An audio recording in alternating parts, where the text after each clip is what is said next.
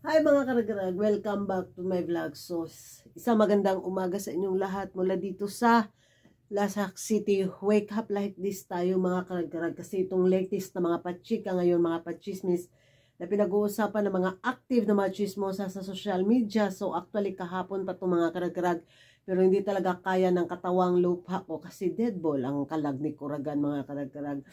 So, di rin deserve ng chismis na to na gawa natin ng menopausal distraction look. Kasi gawin na talaga, tutuhanin na natin tong distraction look ni Kuragan.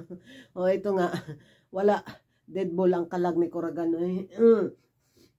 So, eto, grabe, hindi pa tapos yung drama saga sa Miss Universe organization.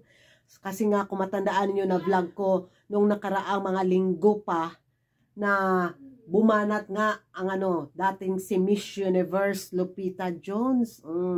Sa Miss Universe organization talagang bulgaran yang sinabi bitaw na bangkarote. Kung maalala nyo yung isang vlog ko na nilagyan ko ngayon yung video clip ni Lupita Jones na kung saan, kasi nga na-kick out nga siya bilang di ba, National Director ng Miss Universo Mexico.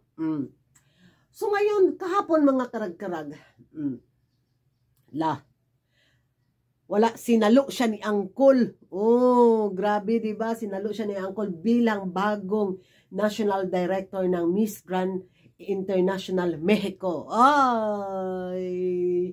So, sabi ng mga active na mga chismosa sa social media na daw to, sampal daw to pa kay Haluda Universe na yung yung bagong National Director daw ng Miss Universo Mexico is dating Miss Universe Queen.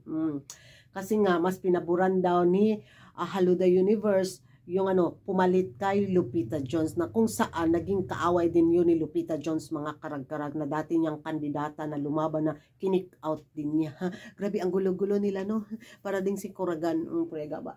So, na mga ibang sumusuporta kay Lupita Jones na mga taga-takos, mga karag-karag sa paglubog daw ng Miss Universe pageant, aangat daw ng tuluyan ang the one, we are the one and only sagutoy lang in English ng we are the grand and we basta ka na siya mga karag-karag. Kasi nga daw ni Lupita Jones ang papageant ni Angkol bilang ganti niya kay Haluda Universe. Magbugno na pud ni sila.